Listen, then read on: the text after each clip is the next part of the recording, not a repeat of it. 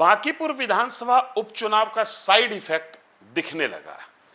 दरअसल बिहार की राजधानी पटना में पिछले 7 दिनों से या कमोबेश 6 दिनों से आप कह सकते हैं कि नगर निगम में हड़ताल चल रहा है। बिहार की राजधानी पटना की सड़क बजबजा रही है। हालात ऐसे हैं कि लोग अब बीमार पड़ने लगे। लेकिन हम जो आपको बताने जा रहे हैं, इन तमाम चीजों के बीच में बांकीपुर विधानसभा चुनाव के रिजल्ट के आने के बाद इसका साइड इफेक्ट बांकीपुर में दिखने लगा। वो कैसे, हम विस्तार से बताते हैं, लेकिन उसके पहले नमस्कार, आप देखना शुरू कर चुके हैं न्यूज फॉर नेशन। मैं हूं आपके साथ धीरेन्द्र। नगर निगम के कर्मचारी हड़ताल पे हैं। उनकी 3-4 प्रमुख मांगे हैं, जिसमें एक है कि हम लोगों का जो जॉब है वो रेगुलर कर दीजिए। डेली वेजेज और कॉन्ट्रेक्चुअल वेजेज को परमानेंट एम्प्लॉय की तरह ट्रीट कीजिए और उनको परमानेंट एम्प्लॉय कर दीजिए। इक्वल पेमेंट, इक्वल वर्क, समान काम के लिए समान वर्क। जो परमानेंट स्टाफ है और जो डेली वेजेज स्टाफ है, दोनों के वेतनमान में विसंगति है, इसलिए उनकी मांग है कि समान काम पर समान वेतन लागू किया जाए। आउटसोर्सिंग समाप्त किया जाए। थर्ड एजेंसी से जो काम कराने की बात हो रही है उसको समाप्त किया जाए। और इन कुछ प्रमुख मांगों को लेकर नगर निगम कर्मी हड़ताल पे हैं। नगर निगम प्रशासन का दावा है कि इस हड़ताल के जारी रहने के बावजूद शहर से कचरा उठाव का काम हो रहा है और कहीं कहीं पर यह हो भी रहा है। कहां हो रहा है वो कागजों में ज्यादा है, जमीन पर कम है। लेकिन जो कागजें कह रही है उस हिसाब से भी हम देखें तो यह देखने को मिल रहा है कि बांकीपुर अंचल में मात्र 2 ट्रैक्टर के आसरे रात के अंधेरे में प्रशासन का दावा है कि वो कचरा उठाती है, लेकिन दिन के उजाले में लोगों का कहना यह है कि कहां से कचरा कौन उठा रहा है यह दिख नहीं रहा है, क्योंकि जितनी भी सड़कें हैं वो गंदगी और कचरा से बजबजा रही हैं। यूं तो इस साल मानसून नहीं हुआ, बारिश उस कदर नहीं हुई है, लेकिन दुर्भाग्य देखिए कि जब से ये स्ट्राइक शुरू हुआ है, जब से ये हड़ताल शुरू हुआ है, तब से मॉनसून भी रह रह कर दस्तक दे रही है और हालात ऐसे हो गए कि अब बीमारी फैलने का डर सताने लगा है। अब हम ये जो कह रहे हैं कि बांकीपुर में इसका साइड इफेक्ट दिख रहा है, उसका थोड़ा सा हम आपको प्रमाण दे दें। नगर निगम के प्रशासकों के अनुसार जिन इलाकों में कचरा उठाव ज्यादा हुआ है उसमें अजीमाबाद अंचल, पटना सिटी अंचल, कंकड़बाग अंचल ज्यादा है, जहां पर कचरा उठाव कराने में बकौल नगर निगम एडमिनिस्ट्रेशन वो कुछ हद तक सक्सेसफुल हैं। बांकीपुर की सड़कें बता रही हैं कि बांकीपुर में हालात जस के तस हैं, यहां पर कचरा उठाव नहीं हो रहा है।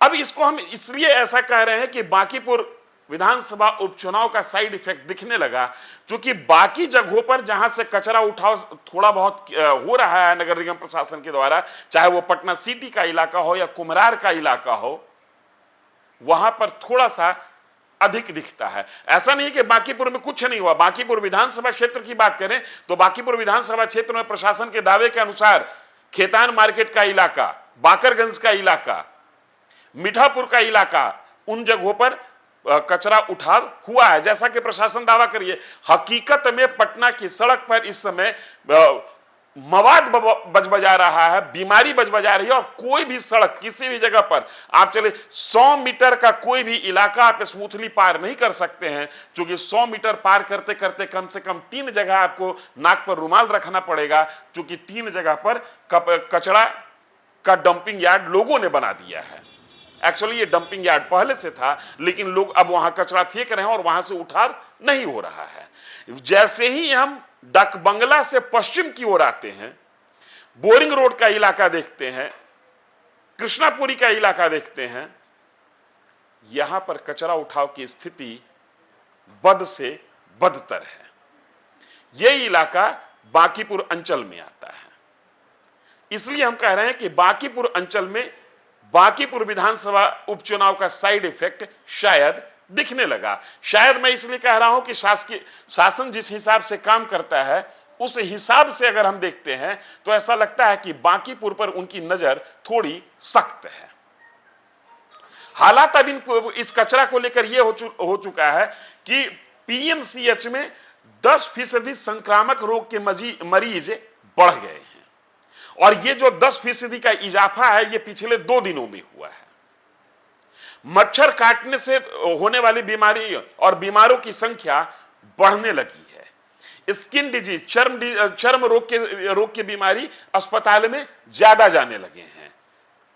लेकिन आज की ताजा स्थिति यह है कि गतिरोध समाप्त करने पर आज समिति मंथन करेगी। आज मतलब हम बुधवार को आपसे मुखातिब हैं और बुधवार का अपडेट यह है कि गतिरोध समाप्त करने के लिए आज समिति मंथन करेगी। इसके पहले तक के हालात ये थे कि कल भाजपा के एक बड़े नेता के घर को नगर निगम के सफाई कर्मियों ने घेर लिया था। कुछ एक जगह पर यह हड़ताल तुड़वाया जाए, इसके लिए धरना प्रदर्शन शुरू हो चुका है। लेकिन परिणाम जस के तस हैं।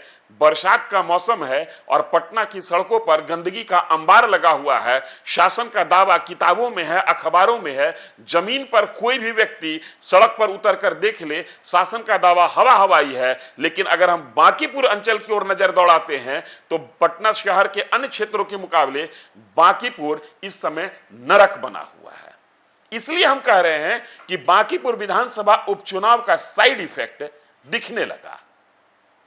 शायद इस मंशा से काम की जा रही है कि जिस इलाके से हमको वोट कम मिला, हम शायद कह रहे हैं चूंकि दावा हमारा भी पुख्ता नहीं है, हो सकता है कि यह मंशा उनकी नहीं हो। किसी के मन की बात हमने तो पढ़ी नहीं है। मन की बात करने वाले नेताजी की पार्टी यहां से चुनाव हार चुकी है। लेकिन प्रशासक हो सकता है कि उनको कहीं से इस तरीके का गाइड मिल रहा हो कि बांकीपुर विधानसभा क्षेत्र में उठाव थोड़ा कम हो, ताकि लोगों को यह एहसास हो, मतदाताओं को यह एहसास हो कि वोट नहीं देने से क्या नुकसान हो सकता है।